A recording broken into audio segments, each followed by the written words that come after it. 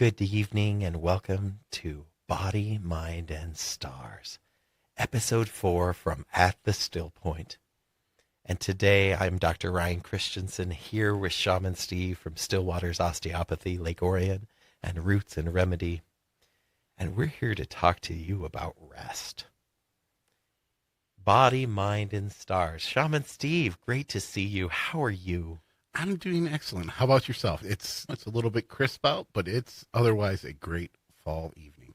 We are coming from fall to winter today in the Northern Hemisphere, and it's gotten cold locally in beautiful Lake Orion, Michigan, coming from the Potawatomi territory. And I received a bit of a message through a friend today that as we were talking about this need for a lot of us to integrate a lot of the energies coming in and to rest more deeply and to rest with less guilt, that oftentimes people go, oh no, something is so wrong because I need to stop and let go of some control. And the message today, Shaman Steve, that I received is the sky is not falling. That if it is, maybe it's falling together, not falling apart. And sometimes that's hard for people to discern, falling together or falling apart. They just see the falling and they focus on that and they don't look at the cause and the effect of what might actually be falling. So, it's kind of chaotic, right? It's chaos being made into order. Yeah, it really is. It's like how the trees, are changing with the weather now. We're seeing all the leaves now, they're just about gone. You got a few holders on. It's the message I'm getting right now is times are changing and buckle up. Those are the two messages, because there are some big things on the horizon coming through that are really going to push people to a level that makes them not as comfortable as they're used to. In a good way. I think so too. And these themes of new innovation, today is a auspicious day astrologically. The planet Pluto moves into the sign of Aquarius, finally, from being in and out of Capricorn after a 20-year cycle. And Pluto is a planet of disruption, and so it's really interesting that you say buckle up here. Everyone, Shaman Steve says, buckle up. Hey, that's just the message that's being passed down. We got to get ready for what's coming. And I think people are going to be surprised in the beginning, and it's going to cause some work, but I think overall people are going to be happy if they're choosing to do the work. That's right. And everything old is new again. And in this fall, I love that you brought up the trees. The leaves shedding. My favorite therapist gave me the workshops one day. She said, you're like a leaf falling from the roof, the top of a tree. Are you going to be really scared the whole time and be like, oh my God, I can't do it. I'm going to fall. I'm going to die. And then you make it to the bottom. Or are you going to fall like the tree from the leaf that goes, wee, this is the coolest ride of my life. I only get one, and enjoy every step of it. And the gratitude and the rest for me is the same, because it's resistance and it's holding on to our true humanness by our needs for honoring cycles. The trees you said shed their leaves, they're conserving for winter's stillness and preparing for spring's rebirth. What about this sacred pause, Shaman Steve, is coming through to you? And maybe talk to us more about these trees. The good thing to think about or reflect on is that life is like a seasonal tree. It goes through different cycles of change and renewal, much like a tree experiencing periods of growth, change, and rebirth. And this is the same cycles that we go through. We really need to understand ourselves and the different cycles that we're going through and what we need to do for ourselves during these cycles. So, one thing I'm reminded of is the journey inward begins in fall's fading light and deepens in winter's stillness, a sacred alignment in nature's rhythm. A sacred alignment in nature's rhythm. And to our listeners, wherever you are, may you sink into this pause, body, mind, and stars, and know your perfection and your worth. As we grow deep roots today with Shaman Steve and myself. Wow. I love that. It's a great way to reflect on things. And giving us a little space, like the perspective from the tops of the trees. Raven is one of my totems that works beautifully to help you see the mystery and the stuff that we're not going to understand. And that's what I'm excited about talking about, is some of this cosmic forces coming into alignment. That's what I understand. I understand there's a lot of cosmic energies either just starting or going to be coming up, or we're hitting our peak of right now. It's a great season for this going within and change and renewal. And I'm interested to see how the astrology side of that ties in with the cycles of Earth and rebirth. Absolutely. And I got into studying astrology actually during the pandemic. I was always interested in, for our listeners, I'm a Aries sun, Cancer moon, Scorpio rising. And these are really interesting placements because I tend to charge into a situation, have to feel it all out, Cancer moon in the 8th house, and then notice that pattern of death and rebirth in Scorpio season, which is where we are now. And today, on November 19th, the day we're recording this episode of 2024, finally, Pluto, the planet of transformation, has moved into the sign of Aquarius from where it has been in Capricorn for the past 23 years.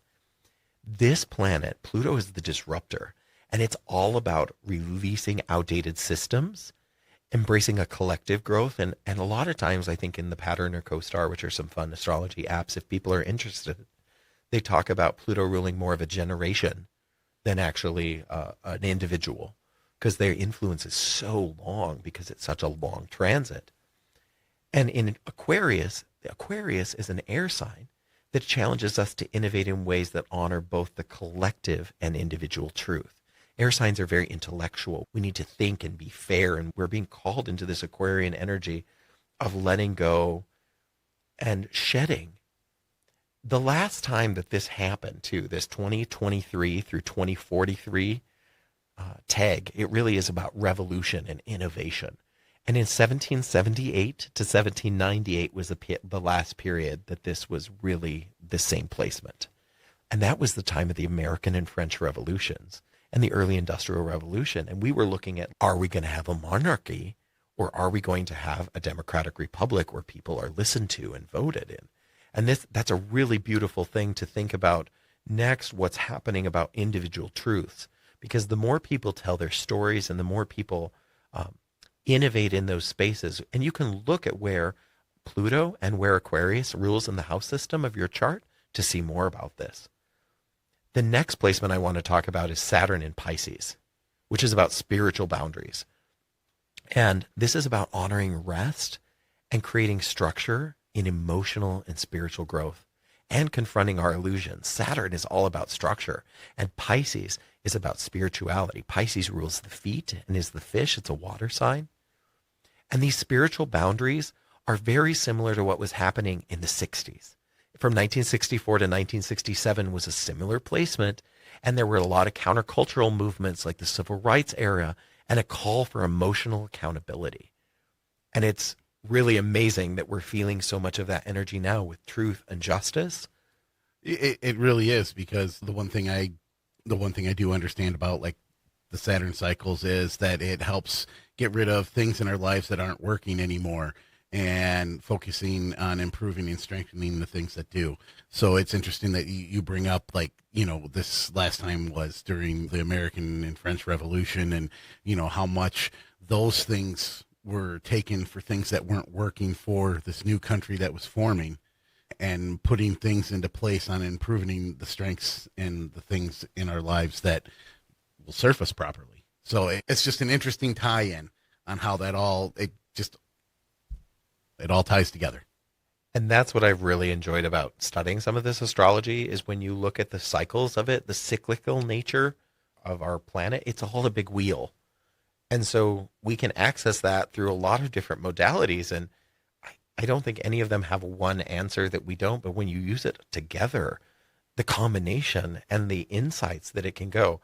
And some people are worried about astrology. And for me, it's in Genesis, it says it shall be written in the stars. There were some people that followed a star to see this guy, Jesus, that people were all fired up about. So I'm like, hey, why don't we use some of this information too to inform us how we're living our lives and how we can live them better and more in alignment? Just think about how stars have guided travelers for eons. We've used them to navigate, to cross continents, across countries. The seafaring people have used them to navigate the seas and oceans for generations and generations. It's just interesting we say that, some will say that the Bible doesn't say anything about astrology, but it does if you look at the words closely enough and deep enough. But it also says rest on the seventh day every week. And some of us don't ever turn off. No. Sometimes it's hard to put that into rest mode for ourselves. Absolutely. And Saturn structure is a big thing that, like Steve mentioned, and the structure brings in the spirituality is defining your boundaries too around rest of, I'm sorry, I'm not going to take on that extra project. I'm sorry, I need to go home and spend time with my family. I'm sorry, I need to go feed my dog. Like, we don't have to be callous about it. Like, we can be polite, but we can just say no. Like, our no is our power. Yeah, exactly. And I think a lot of us get into codependencies or other things. Like, one of my favorite books that a patient mentioned to me this week, how helpful it was, is Adult Children of Emotionally Immature Parents. This Dr. Lindsay Gibson, who talks about our parents did the best that they could, but they were emotionally shackled by the culture, society, boys don't feel feelings kind of energy. And so we're changing that with newer generations. But this is the process we're talking about. This is the process we talked about in our first episodes about the luminous energy field and the ancestors, because these are the things that keep coming back and informing our choices that we make, sometimes subconsciously. And sometimes we're really attuned to collective energy as opposed to our own. And these themes that I'm discussing today, I think, are really going to open up people to experience a deeper level of their own healing and maybe trust themselves a little more. That's what happened for me. And that's what we need to do. It really is. It's something that we need to look at. And once again, like I think I've said it just about every episode so far, sometimes we need to lean in a little more. Mm. And I'm going to keep using that because that's what we as humans and we as a society need to do. And that leaning in is our growth edge. Yeah. That's our new bud on our tree that's growing out there. It's scared, right? I don't know what's out there, but we have to grow through this. And those are the three other placements that I really want to talk about right now is Uranus in Taurus. Uranus. Who doesn't like to say that? 2018 through 2026 is this transit through the house of Taurus, which is the bull. And the Taurus is an earth sign that is very grounded. And the themes are about rethinking our resources, our financial systems, and our relationships with the earth. And this was the same historical parallel from 1934 to 1942 during the Great Depression and the Great Works Project and World War II, which were huge shifts in economic systems and resource innovation. And it's interesting that this is about disrupting some of our comfort zones. Taurus rules comfort and material stability. And we're called to embrace this slow, grounding energy and let some of this stuff pass. These are not ominous placements, as some astrologers will talk about it, but more of an invitation to use the anchor. And I think the anchor for this one is the tree's roots. Yeah. I think you're right there. It's the best place to anchor and lean into that tree energy that we were talking about earlier.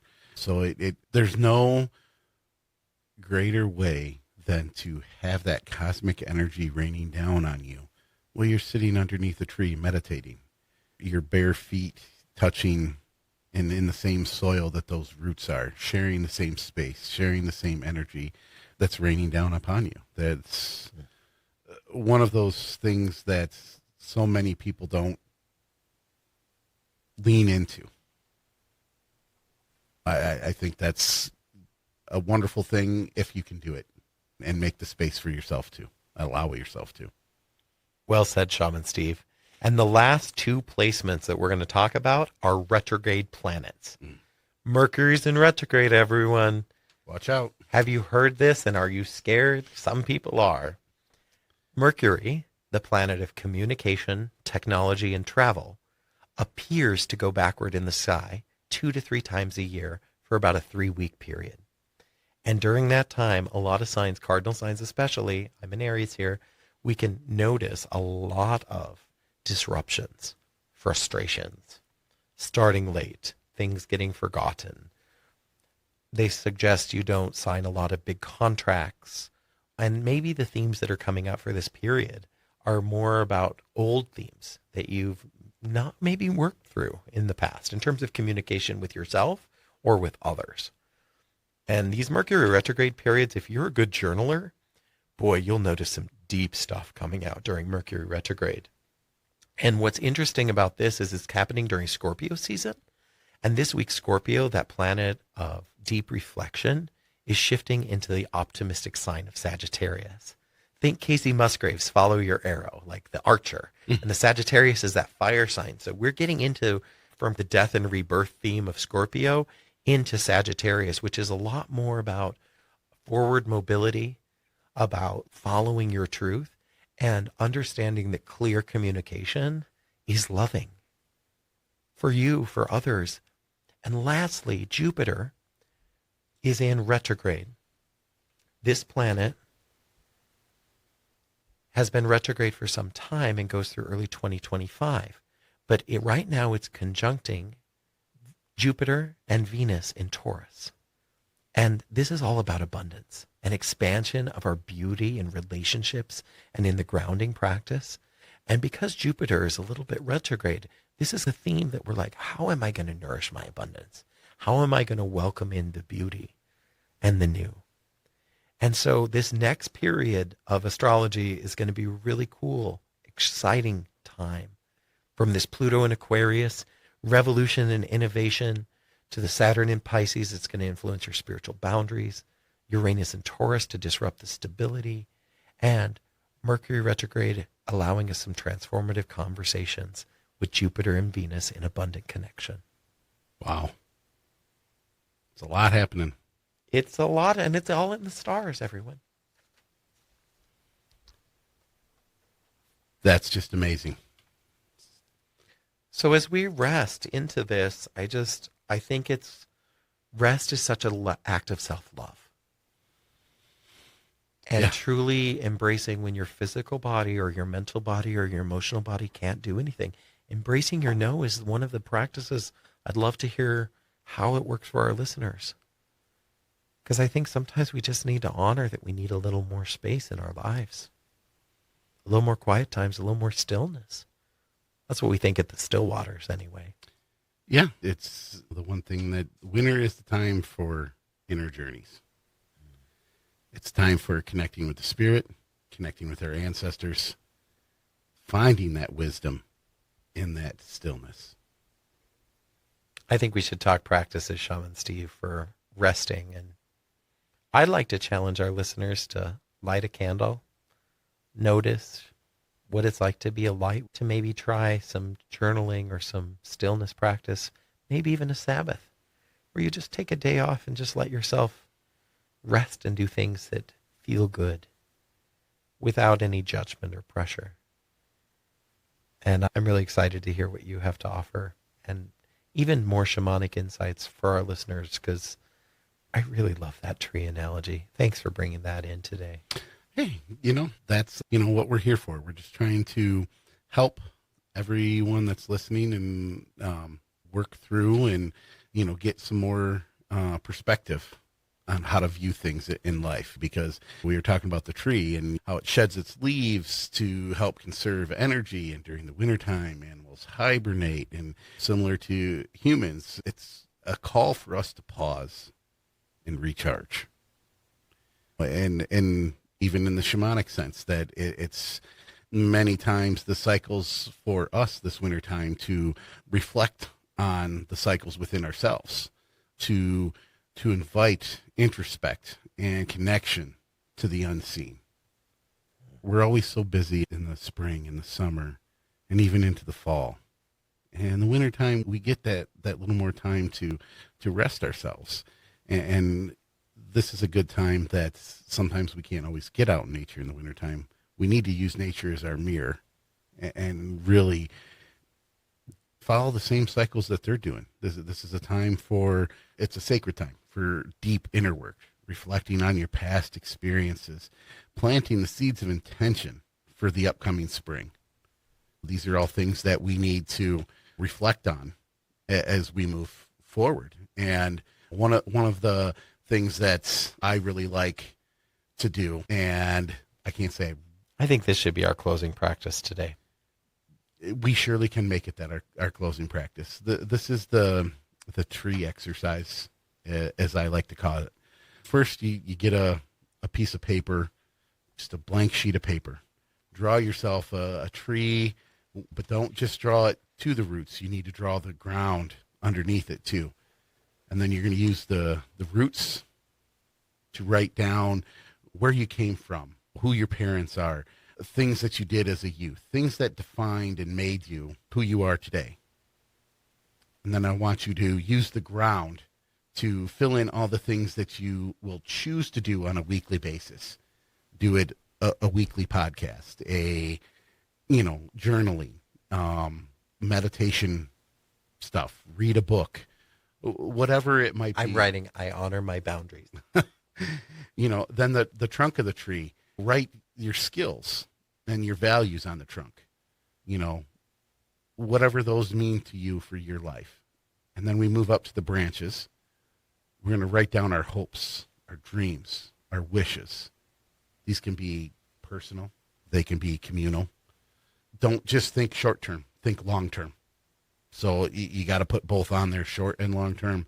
Otherwise, you can't see the forest through the tree. See what I did there? Then the leaves, you're going to write down those that are significant to you in a positive way. Your friends, your family, your pets, your heroes, anyone you look up to and respect. Now we get to the good stuff, the fruits.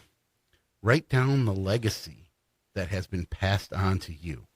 All those nuggets of wisdom and knowledge from uncles, grandfathers, great-grandfathers, whoever might have passed down, and even sometimes our own kids can even teach us a thing or two. So Generations teach and learn in all the directions, don't they? It really is that way. Write on those fruits all the things that have been passed down to you. And then the flower and the seeds, write down the legacies you wish to leave for others. You can even put it as, if you don't want to label seeds, you can put little trees and then visualize the sapling and then write down whatever that legacy is for that sapling to grow into a tree for other people to reflect on. And then we come to the nitty gritty, the compost heap. Now, this is optional, but it is highly recommended. These are often the sources of our traumas and our abuse and cultural standards that are forced upon us sometimes and shapes the negative thoughts in our mind. Write down all these places, these people, these problems, these experiences that you've had in your life, and put them all in the compost bin, because we're just going to need to let those sit and get ground up to be in our cycle of rebirth. Well, and I just scribbled along. For those of you on the video, you can see what I drew. Wow. And it's interesting. It's interesting, Steve. That was a really fun practice for me. Connected quite a few things in the moment. When you actually sit down and do it, a good hour, maybe longer. With some colors and some colored pencils or a nice journal. I could make this a craft project. That could be really fun. It could be. It's a great way to start that inner work. It's a great way to put it down onto paper, everything that is positive in your life, everything that has come into your life that's good, everything that you would like to leave this world in a better place. And from neuroscience, we know that at 17 seconds, if you can hold that positive thought, you will bring more energy to it. There you go. These are reprogramming, rewiring, and I would like to share a few journal reflections from the astrology placements for our folks today. And I think we're going to have these go out as a PDF too. So Yeah. the first one in Pluto and Aquarius, how are you being called to innovate in your life? What outdated patterns or structures can you release, like the leaves being shed to step into this new era? For Saturn in Pisces, number 2, where in your life can you create those sacred boundaries for rest or spiritual renewal? How can you integrate the unseen into your everyday life? Deep roots and a strong trunk there. Uranus and Taurus, how are you grounding yourself amid this change? Are you open to innovate in areas you've long considered stable or to grow in a new direction?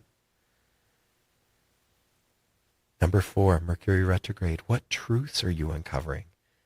How are you digging into this compost to integrate your deep insights into a more hopeful vision to grow into?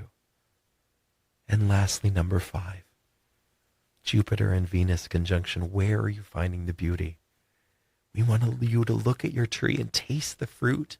It's harvest season and our gratitude of this growth. How do you honor this abundance and gratitude in your life? We are looking forward to seeing you next week for another wonderful topic. And thank you for joining us for Body, Mind, and Stars here at the Still Point.